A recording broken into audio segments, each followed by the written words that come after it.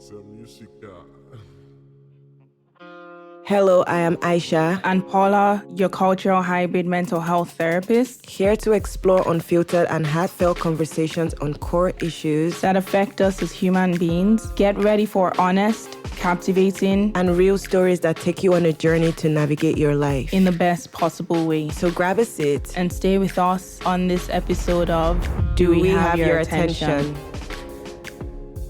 Hello, everyone. Welcome back to another episode of the Do We Have Your Attention podcast. My name is Aisha. And my name is Paula. And this episode is about a question that shows up in literally every part of life. Ooh. Relationships, work, and even in how we talk to ourselves. Our episode for today is, do our expectations influence how we perceive outcomes? And expectations can feel sneaky, right? Sometimes they give us motivation. Other times they set us up for disappointment. Yep. And we don't always realize how much they shape the way we experience life. Absolutely. And two people can go through the exact same situation, but because their expectations were very different, one might feel grateful and satisfied, while the other might actually feel let down. Yes. So today we want to unpack the concept of expectations, how they shape our experiences and perceptions of ourselves. Sounds exciting. Yes, but before we dive in, let's check in. And I'm sure if you are, I guess what we could consider our community of listeners, you already know that it's time for feelings check-in. Yeah. So Aisha, how are you feeling today? I'm feeling calm, content. I'm going to be triggered by this episode. Let me just tell you guys, because people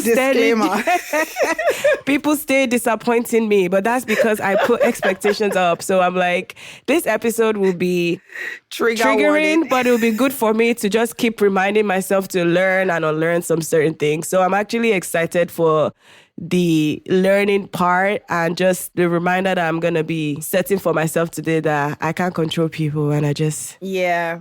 How about you? How are you feeling? I'm glad you mentioned that because I didn't even think about that. I feel like I'm at the opposite, obviously, because, and I know you know this, like current, there's so much changes that are happening in my life at the moment where I'm just like, That's like my reaction is just, people, who are they? What are they? I don't care. You know what? I love that. And this is where I'm trying to get to. This is where I'm striving to get to. How I'm feeling today is happy, positive. Love that. Yellow. Love we'll see what happens. Love it. Is what it is. Look at her. She's really reflecting how she really treats expectations. You know what? I love it. I absolutely love it. I shall be more like Paula. Reminder. All right. So let's dive into the conversation. But before we do that, to our listeners, you know the drill as always. If you're a new listener, the drill is to check in with yourself, pause with us for a moment, and identify how you are feeling today. And so let's start with the basics, Paula. What do expectations mean to you? Are they goals, hopes, assumptions, or something else? Definitely assumptions. Like for me, definitely expectation. When I think expectations, I think assumption. Yeah. I think idea. I basically just think something that does not exist. Yeah. No, for real. Yeah. I feel like this episode, I'm going to sound, you know how for you, like, I'm going to get triggered. For me, I'm like, I might sound a little bit like apathetic. I don't know. Two extremes, you know what? It's good. We like the balance of it all. So that's good. But yeah, no, I think definitely much so assumptions just around people and experience and events, situations that may possibly turn out in the future. Yeah. And expectations are, I think they are very much so influenced by our past experiences, but also our future desires as well. And then definitely influenced very much so by our current experiences, but very much so, I think, past experience and then future desires. I agree. It's an interesting question what you're asking. Like, are they goals, hopes, assumptions? It could be assumptions or anything else? Yeah. I think like there's like a balance Yeah. between everything. Yeah. I wouldn't necessarily say expectations are goals, but there's definitely, you can see the correlation between that. The same way in which I would say you can see the correlation between that and I guess hopes and yeah, but obviously assumption, I think for me stands out more. Yeah. And hope can be more because of like the future desire. Yeah. Goals can be also more so future desire. And then assumptions can definitely, because assumptions are more of our unconscious beliefs that we have. So that can definitely be more so influenced by our past experiences. When we look at the three of them together, we can say, okay, there's elements of expectation there. How about you? How would you define it for yourself? I think you defined it like, I don't know what else to say, but I would say like for me, when I think about expectations, they are assumptions, but I think in my head is like this thing that I've told myself about how a situation should go or how something I'm experiencing should look like. And it's basically this reality that you've created yourself that's outside the real reality of what's really happening. And I think you're right. It looks different for goals. It looks different for hopes. It looks different when it's tied to like an assumption. And I don't think it's a bad thing. It's just sometimes they can carry so much weight. And like I was just saying earlier about like disappointment and some frustrating emotions that can show up for yourself if you're having strong expectations tied to certain things, whether that's your goals, whether that's your hopes, or whether that's assumptions that you're holding. It can be a lot of weight to carry. It can be like a strong emotional weight, actually. So I think for me, it's just the stories that I tell myself about reality of things that's different from the actual reality that's unfolding in front of me. That's a very, very good point. And obviously, building up on that, do you think having expectations is a good thing? Or do you think it's a bad thing? Do you feel expectations can set us up for disappointment? Or do they actually help us, prepare us, or push us to success? Hey, yeah. I'm looking at your faces, I'm asking. I'm like, you're asking the right person, because this is something that I'm actively working on. And I think it can be both. Like, it can be a good thing, and it can also be something that may not be very healthy. It just depends on, I guess, the situation or the scenario. For example, like healthy expectations can motivate us. For example, they can give us direction, right? Like this podcast, we want it to grow. We want 10K followers, 10K viewers, you know, so it can be motivating. Amen. You know, I use that as an example on purpose. So as you're listening, say amen. So it's like motivating to like, okay, what direction do we need to take? What do we need to do to kind of make sure that this goal happens? That kind of thing. But when the expectations become very rigid or very unrealistic, let me say, then it can lead to disappointment, resentment, or self-criticism. So for example, if my expectation is, we just put out this episode today, so 50 million people must listen to the episode, like that will lead to disappointment, right? Because not to say it's not possible, but 50 million is actually unrealistic, right? Yeah. So I try to treat my expectations like a loose framework for flexibility, more like, you know, I have an idea of where it wants to be, but like I'm very flexible with how I'm thinking about it. Like I'll try my best, I'll try and do the things that I can control, but if it leads to another direction, not being critical or not being annoyed or not being frustrated and looking at it as, okay, maybe this is room for redirection. This is room to go back to the drawing board. So just being more flexible with it. I think having a balance of, you know, having an expectation, but not being too tied to it. Because I feel like that's where the problem comes. At least in my experience is when you're tied to that certain outcome, and it's like, if it doesn't reach that certain outcome, it's like the worst thing in the world has happened. And so I'm trying that with work. I'm trying that in my relationships. Because you could have expectations for people in your relationships too. Like, I want this person to do this, do that. But it's like, maybe they're doing other things and they're possibly doing something that looks like what you want them to do. But because it doesn't look like what you want it to look like, then you're criticizing whatever that thing is. So that's how I see mine. What do you think? Absolutely. And I do have a subset question about that. Do you think we oftentimes struggle with expectation? Like expectation is more of a negative thing when it comes to expectation, when it comes to people. Yes. Do you understand what I'm saying? Yes. Versus, let's say, like, I think we seem to have more expectations when it comes to people than, let's say, expecting to get a job just because you applied for it. Actually, I know I said yes earlier, but I feel like it depends on the person. Because for some people, you know, that their self-worth or like their identity is tied to academic success, I feel like, or just success period, whatever that looks like. Yeah. I feel like with relationships, they probably wouldn't really worry or feel disappointed about it, because to them, it's like, I am the only one responsible for my success, right? Yeah. But I feel like I think for me, let me just use myself as an example, is mostly people. Because in my head, I think the way I'm always thinking about it is like, but I wouldn't do that to you. You know what I mean? Like, I wouldn't engage in this behavior. So then why are you doing that? Girl, if only. If only. But I'm starting to learn, like, people are not you, Aisha. Like, well, why would they do it the way you would do it? You know what I mean?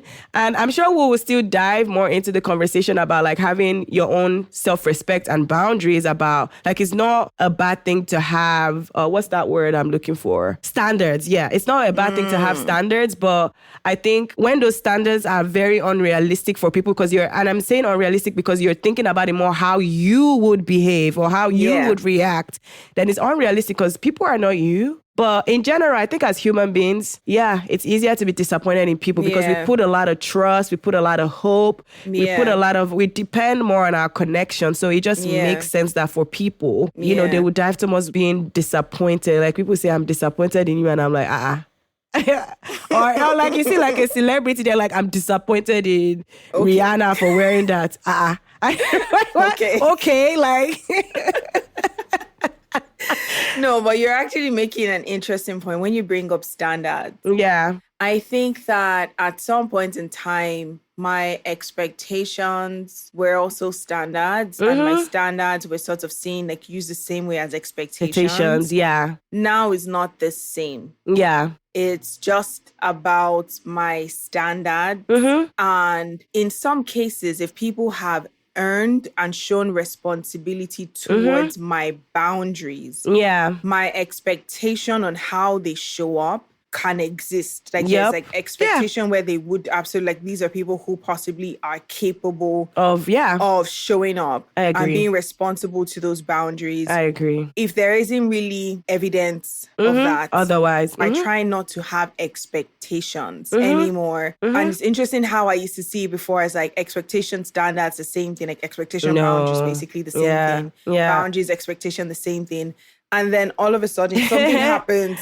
And it's like a 360 emotional experience happens for you, and you're in this state of disappointment. And then you ask yourself, did you actually give enough space, time, and evidence for that person to earn that with you? Meaning whether it's earn your trust and they violated your trust, or earn your, whatever the case is, your vulnerability, and then they weaponize your vulnerability. And most times the answer can be no. Sometimes the answer can be yes. And in those cases where it's like yes, and they still chose to do that, then that really shows you it's a really poor reflection on them. Of that person, and not you. But if the answer is like, no, you didn't really give time, then it's like, okay, the reflection is more on my part. To recognize I need to give space to that. But I like how you really differentiated that, and you spoke about flexibility too as well. Because it's not saying that expectations are a negative thing. No. It's saying if expectations are from a rigid mindset, that's when it can be harmful. You can expect better from people. You can expect an outcome to be positive. But you can also understand that there's a possibility that it could go in any direction. And I think where it can be harmful is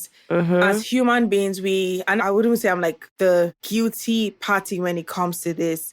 You know, when you have this image in your head, it has to go like this. Oh my God, stop calling me out. If it doesn't go like this is like, hey.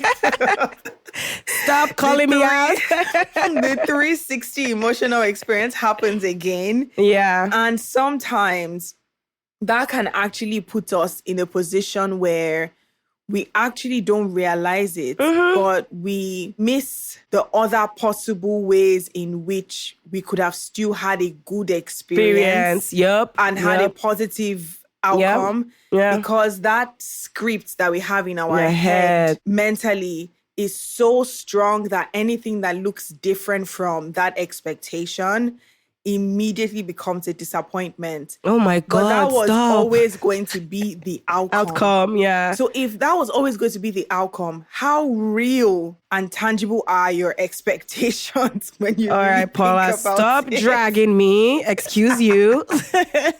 This is supposed to be a conversation, not a dragging conversation. I told you I was guilty of this. That's why I confessed first. No, but I love that you actually said that, because honestly, this morning I was struggling with the sinus infection, and my expectation is to go to the gym 5 days a week. And I haven't gone the past 2 days because I'm sick. Obviously, that's normal. And this morning, I had an expectation to go this morning and I couldn't go. And I was so annoyed. And I had to sit down and reflect, like, what is wrong with you? You really need, you really need to chill, because one, like what Paula is saying, not only is it unrealistic, it's giving room for flexibility to take care of myself. Like my health is really what matters, right? Exactly. And so I'm working on it. I know I'm working on it, but definitely you talking about the script and just having things in your head.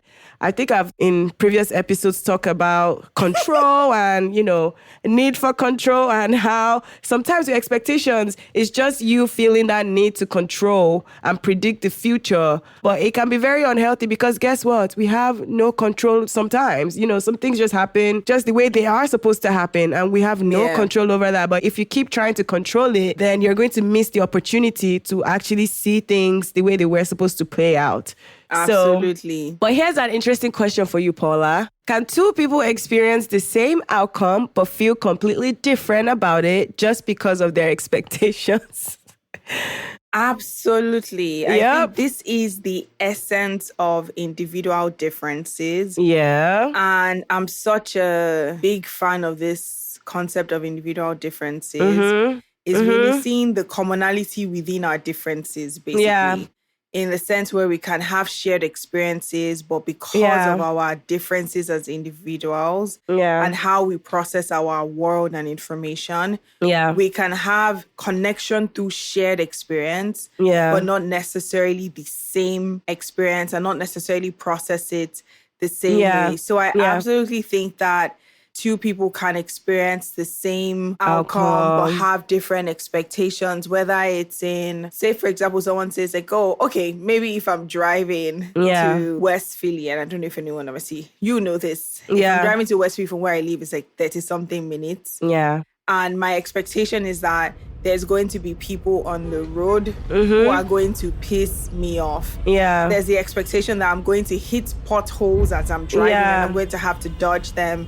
There's the expectation that I may not necessarily enjoy the ride because already I don't really enjoy driving. Whereas for someone, and by the way, these are two versions of me. So I've had the version of myself where that was the expectation. And then the version of myself where I'm like, wow, I have a podcast episode to listen to. I get to drive and listen to this episode for the next 35 minutes. And the outcome is still the same in the sense where we're still going to the same place, but the even emotion the journeys is different. might be similar. But because we have very different expectations, and sometimes expectations absolutely influence how we interpret an outcome as well. Absolutely. In the sense where the first version, I can interpret it as that was a horrible experience. I'm never going back there again, or whatever the case is. And then the second one, I could be like, wow, I need to maybe start doing more of listening to podcasts when I'm driving. Because that was a very smooth ride. So it really shows you how even with people who have shared experiences, the expectations really do play a role in how different in which we do interpret certain outcomes. I absolutely agree. And thank you for that absolutely great example, because it's just the way you're making meaning of the experience that really tells the different outcome. I mean, it's the same situation, but different outcome just based off what you're telling yourself, the meaning behind it, the story you're telling yourself about it that creates whatever outcome. And I don't think a lot of us realize how much that internal dialogue that's going on within us plays a huge role in how we're feeling. So it could be literally one different way of thinking about something that makes you be more excited or even learn something different. Like the example Paula gave, like, wow, I think driving and listening to podcasts is not such a bad idea, right? Yeah. Versus I hate driving. I'm sure that drive will be so painful because then you're finding more things to validate why you shouldn't drive to West Philly. The brain is so fascinating. I love it. I absolutely love the brain. It really does. And I'm actually curious. Like, I love to play angel's advocate, not devil's advocate. Period. Let's not do that. Not the devil. Have you ever had an experience where your expectation, like the outcome was like you felt validated in the expectation that you had? Yeah. So say, for example, like actually expecting, because we're looking at it as like expectation being positive. Yeah. In some cases, we might actually expect people to show up poorly. And then they show up poorly and you're like, ha, gotcha. I knew it. Girl, all the time. Okay, not all the time, but yeah. I've had experiences where I'm like, I don't know about this one, so let me lower my expectations. And people have like blown me away. I'm like, wait, I should have given this person more credit. But I've also had experiences where I'm like, I knew it. I absolutely knew it. Because one thing about me, I always have a plan B, C, D, E, F, G. Okay? So I think in those instances, it's been a thing of, I'm so happy I have plan B and I have plan C. But the problem with that is also that then it might limit your understanding for why someone might be presenting the way they are. Because if you're so, not to say sometimes people don't do it on purpose and people don't do it because, I don't even want to say lazy, but I'm using this in the context of like having a working relationship with someone. And, you know, to just lower your expectations. Not to say that sometimes people are not doing it intentionally or because they are lazy or because they just don't care about the work as much as you do. But there's been instances where there's been a logical explanation for why that person showed up the way they did. And I think what I've learned is to give them feedback, but still have some level of empathy. Like, you know what? I'll share my, like, I'm disappointed and I understand why it looks different, but I'm still going to say like, wow, I'm disappointed because this is not what we agreed on. Especially if we had a conversation of what we want that goal to look like and now it's not matching, then I think I'm allowed to communicate that disappointment. But I think one thing I've learned is that sometimes lowering your expectations can be a good thing because it gives room again for flexibility, and then you're not too extreme on one emotion versus the other, and it actually gives room for you to have some empathy and understanding for what the situation is. What about you? Have you had those experiences? I don't do this anymore. But at some point it was almost like I don't know who I thought was deceiving. Because if it was myself, I was not doing a great job. LOL. But I don't know if this is familiar, if you relate to this or not. Where you're like, I'm going to really lower my expectation so that if they meet it and even more, I'm like, like you have that reaction of great, that high, like that high feeling. But then you're lowering your expectation and fixating on how they're going to show up. And then you actually look at yourself and you're like, are you actually lowering your expectations? Or do you just have rigid expectations and you're lying to yourself that you're lowering? And I think sometimes instead of saying lowering my expectation, is more of I'm not too hung up on the outcome of how this is going to go. Instead, what I just know is that regardless of the outcome, I will be okay.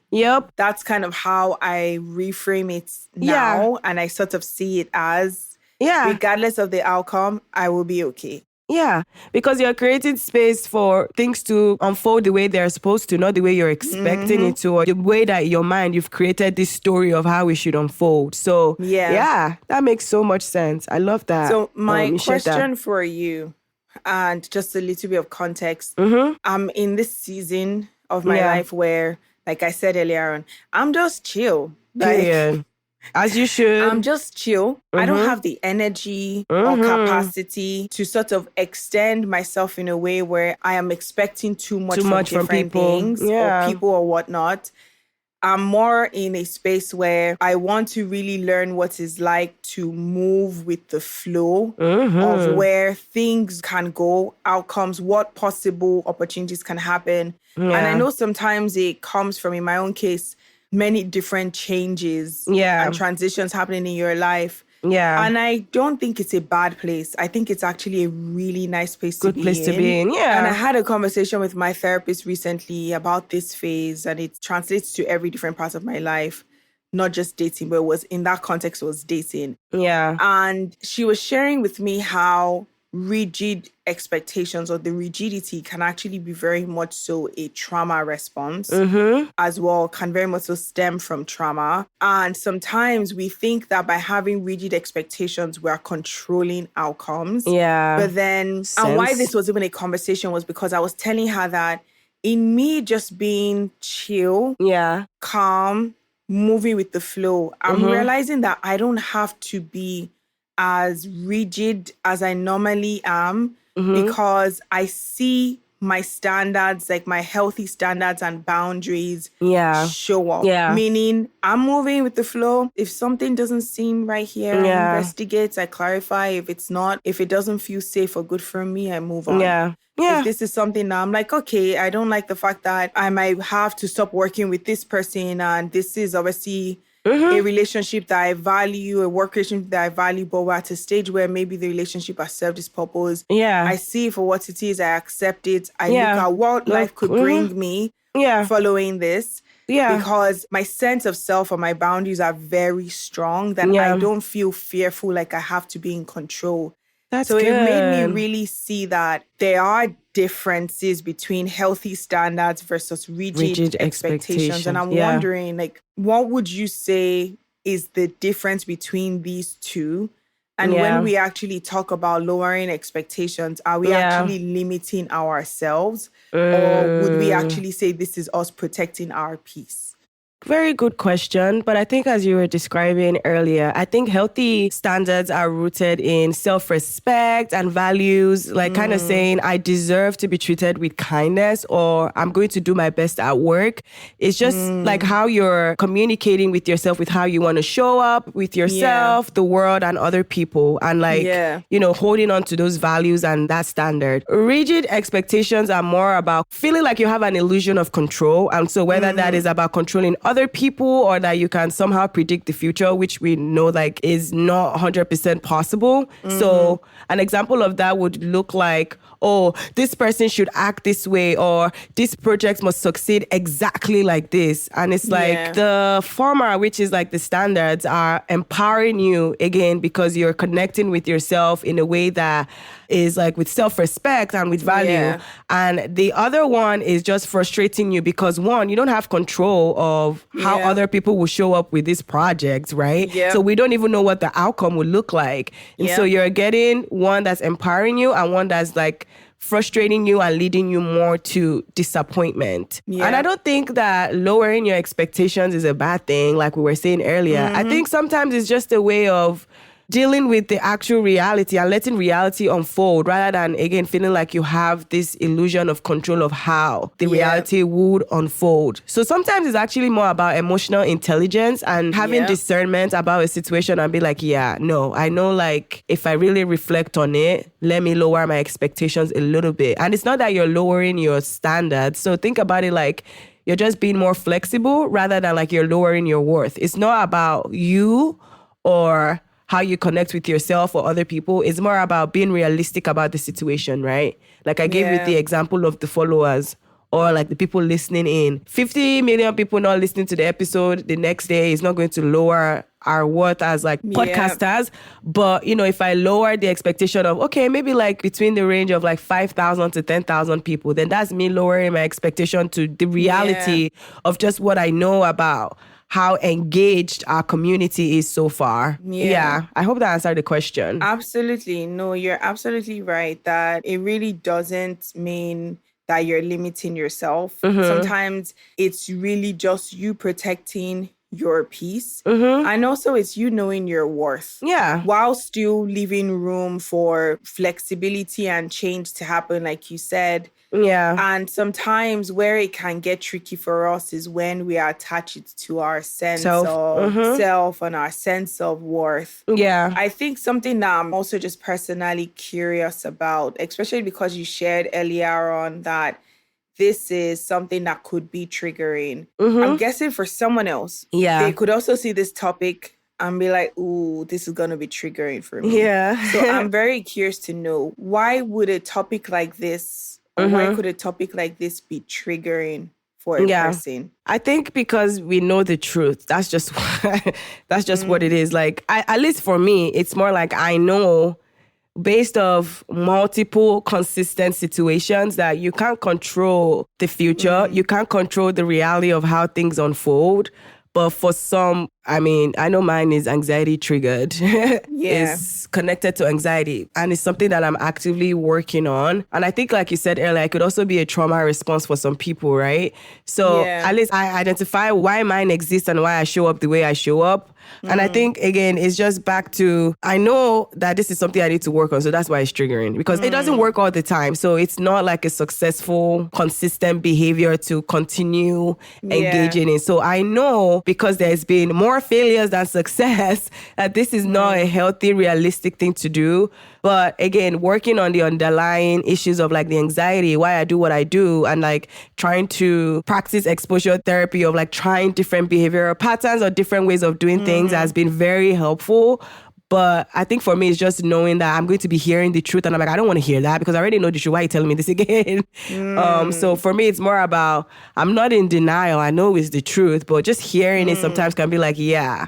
It's not very nice to hear when you're engaging in a behavior that may not be serving you 100%. So I just also want to just clarify, and thank you so much for sharing. This is very helpful. Yeah. Are you indirectly saying that sometimes we use expectations as a form of escapism from reality? Like, do you know what I'm trying to say? Like, having expectations can be a form of escapism of us not having to sit in the reality of things. I think it can be that, but if I'm using myself as an example, I think mine is to kind of control reality. So I don't think I'm escaping it. I'm trying to control what I want the reality to look like. I know what the reality is, but I'm like, but I'd rather prefer this outcome. So I'm going to try and go that direction. But I'm sure there's people that engage in as a way to escape reality too. And in controlling reality while knowing what reality is, like in trying to control it. Yeah. Like, what's the value? Like, what's the benefits there? Of trying to control it. Because it gives me an illusion or like I'm doing something, you know. I can predict the future. I can make things look like the way I want it to look like, even though I know. So like even though I know. Is this safety? Yeah, it's like a safety net, right? Yeah. And I think if you're someone that has been criticized a lot, or like I've just been through a lot, like this is like a trauma response, I think it will make sense, because if your sense of safety has been violated, or it just doesn't feel like if you don't control things, then you don't feel safe, then it will be easy as something to like engage in. Yeah. Behavior-wise. That makes so much sense. Thank you so for sharing. Obviously, you know that I had an experience recently where a romantic connection that I've been exploring for some time now came to an end. And while it came to an end for valid reasons and like mutual understanding, the expectation was that how it would be handled. Like how the end would be handled. There was definitely higher expectations on my end. Because in that case, we can say, okay, fine, there was evidence from this person's part that they were someone who would be very respectful in how they handle like the end. Now, obviously, that expectation came real quick. Real quick. Like, it was to the point where I think to some degree it felt very blindsiding that this was handled very poorly, just like the end of the romantic connection. And I remember feeling the shock of it at first, and like it really threw me off. And I found it so interesting how it wasn't even the demise of the connection, and maybe because to some degree I was living in reality when it came to that. And like, I accepted that there is a very big possibility that this is not a connection that is supposed to be pursued longer than what it has been. Yeah. But not necessarily living in the reality that people are also going to be human beings. Right. And at the end of the day, you've seen parts of people, but you've not seen every part of someone. And sometimes where we can struggle is that we have higher expectations for the parts of the person that we've seen, or the idea of the person that we think that we're seeing, we know, right? And not leaving room to recognize that they are human beings with flaws. There are going to be other parts of themselves that you're going to experience, and maybe experience in like the worst way. Yeah. And I remember just kind of wondering why I was so disappointed more about that than even like the end. Yeah. And it made me realize that the expectation was just so high. Yep. But I also had this, I guess, delusioned idea that the two of us would be like, this was great, beautiful connection. It was beautiful to get to know you. And like, I loved this so much. And I just wish you the best. And like, we would like hug and embrace each other. And we would be, everything would be so, what's the word? Like, perfect ending. And lovely. Like this perfect ending. idea.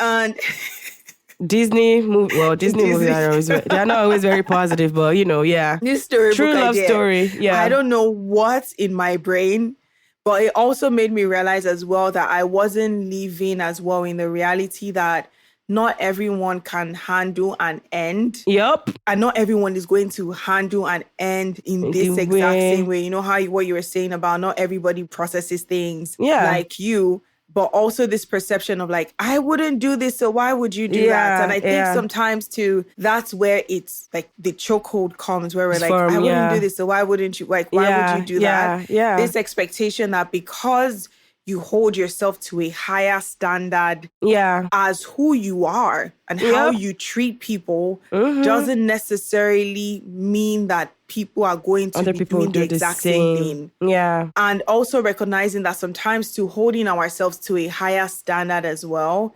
can make it difficult for us to be able to see and also have empathy and understanding when other people are just not able to meet that standard. It doesn't make them horrible people. Yeah. It doesn't make us better than them. Yeah. It also just allows us start to see like, okay, even we are allowed as well to not necessarily put ourselves to this high standard where even we are now disappointed when we don't meet our own expectations too as well. Yeah. Just a random thought like I was thinking about as I was listening to you and I'm glad you brought it up. Like, the questions, because it's very interesting how sometimes even like when we go through that whole thing of more into expectation than reality and accepting whatever it is that you're given, we actually find more hurt in that than even anything just sitting else, with the reality, like the actual action or the thing that the person did. Yeah, because again, like you said, sometimes I think it's just easy for us to see parts of people that we like and we find very positive and that we connect with, that we tend to forget. Like, I'm sure there's other parts that we've seen as well, but I think we then hold them to a standard that's like really high. Yeah. And then that leads to disappointment rather than seeing it as people are people. And, sometimes some things are hard for them as well, just as some things are hard for me, Yep. Well said. Yep. And so before we wrap up this conversation, I love this one that I'm about to ask you. What would it look like to approach life with curiosity instead of fixed or rigid expectations? Like, imagine replacing, I expect this to go this way with, I wonder how this will unfold. That is a really good question. And I guess it kind of is very similar to this phase that I'm in. Yeah. Because going through, I guess, the disappointments that I experienced in like the expectation actually put me in a place where I'm more just like, I wonder how things will go. Let's see how it is. Like, it is what it is. And it's not a passiveness. Yeah. Even though I joke and I say like there's like apathy there, like I'm checking in with myself. It's not a passiveness, but it's more so me accepting that there really isn't anything that I can control. Yeah. And sometimes we have to experience us trying to control so much. Yeah. And even with how much we try to control, the outcome is still not what we expected. Yeah. And we're like, okay, at this rate, how bad could it be Yeah. if I actually just allowed myself to be more curious and Yeah. more open?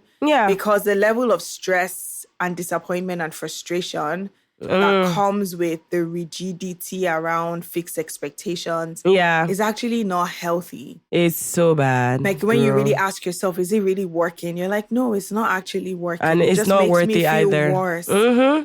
And when you really start to think about it from that perspective, then it makes you start realizing that how bad could it really be if we were a lot more open and allowed ourselves to be a lot more curious instead versus having fixed mindsets around these things. Yeah. And I think, like I said earlier as well, that sometimes it can be a negative because it puts us in a position where we can miss things that are actually very valuable things for us or part of our journey in growing, miss people or miss opportunities and miss outcomes that it did not necessarily go this way, but it opened you up to many other different possibilities. And as human beings, we're not linear. The only thing that's linear about us is the developmental stages, meaning once you are 30, you can never be 30 again after that. Like you have to keep moving and getting older. But our experience of life and people is not linear, but we treat it like it's linear. And sometimes applying that very much so fixed mindset can put us in a position where we're not actually moving with how life is supposed to go for us in the first place. And I've seen the best outcomes come from outcomes that were never attached to rigid expectations. But I understand why it can be difficult because for people who've experienced, whether it's trauma, experience, like you said, your sense of safety being threatened, you're not as open to life from that perspective because there's still a lot of that surviving that comes into place, protecting yourself. So it actually lets you start to see that a lot of these rigid fixed expectations are very much so tied into the things that have happened to us and the hurt and the pain that we carry. So in addressing that hurt and that pain, so to speak, that we carry, it can actually open you up more to experiencing a lot more curiosity or a lot more of what life, so to speak, has to offer. How about you? What do you think? I absolutely agree with everything you've said. I think curiosity leaves room for flexibility. It leaves room for adaptability. It leaves room for learning opportunity. But expectations, when they're rigid, it makes you miss the present. It makes you miss the process because you're too attached to the outcome. So you become fixated on that rather than actually experiencing the situation or the scenario. And then you start to become frustrated when the outcome that you've imagined in your head doesn't look that way. Meanwhile, there's probably a lot that you could have taken away from that situation. And just because you imagine one outcome to go a certain way doesn't make it the best outcome for you. It's just something that, again, as somebody that experiences it, it's just something that will make sense for you because of your need for control and safety. But again, you can unlearn what a real/perceived threat is and what healthy safety can look like for you if you don't start challenging yourself to release yourself from the shackles of attaching. I'm talking to myself as I'm saying it. Release yourself from the shackles of attaching yourself to outcomes and fixating on that, because there's so much room for other possibilities. Amen to that. Amen to that. That's I heard you as you were talking. I'm like, why does this sound like this woman is preaching to herself right now? I'm talking to myself. But the funny thing though, I think sometimes when we're talking to ourselves as well, that's when people can actually connect the most with what we're saying, because they fully can relate with everything that you're saying. So I really do appreciate you sharing that, because it's so true. This has been a really, really interesting conversation. I think it's also, it's making me feel hopeful about continuously trying to keep this mindset of chill, going with the flow. And don't get me wrong, it can be very easy to find yourself in that rigid mindset, but recognizing that okay, name what's happening. Yeah. And also be intentional about reframing and sort of recognizing that as much as this is to protect yourself, you're actually doing a disservice to yourself in how much life has to offer you, so to speak. So if there's sort of one, I guess, nuggets that you would like to leave our listeners with, what would that be? I would say, I know those rigid expectations are serving a purpose, or you're telling yourself that it is serving this purpose of like keeping you in control and keeping you in structure and keeping you in line to whatever goals or hopes that you may have. But just remember that being flexible and being curious can turn disappointment into discovering, and it can turn disappointment into room to grow and to learn, not just about whatever that situation is, but even more about yourself. And this is what I would want to say to myself. Like, remember that you're a human being, and as a human being, it means that you don't know it all. So just remember that there's so much to learn out there, and you trying to control anything or everything would limit that knowledge that you strive so much to gain for yourself. What about you? Yeah, that's a very, very good point. And I'm glad I asked you that question now. Yeah. I think for me, this is more of like a mantra that I'm going to say instead, is learning to trade your expectations for faith. Yeah. So like faith in God, if you really obviously believe in God. Yeah. Learning to trade. So let me say learning to trade my expectations for faith. Learning to trade my expectations for grace within, like grace for myself, grace within myself. Yeah. And also opening myself up to the possibility that my reality may just actually be better than my expectations. Yep. But there's only one way to find out. Yep. That's a good one. I love that. I absolutely love that. Absolutely love that. Thank you for sharing. This was a great episode. Yep. Yeah. So I feel exposed.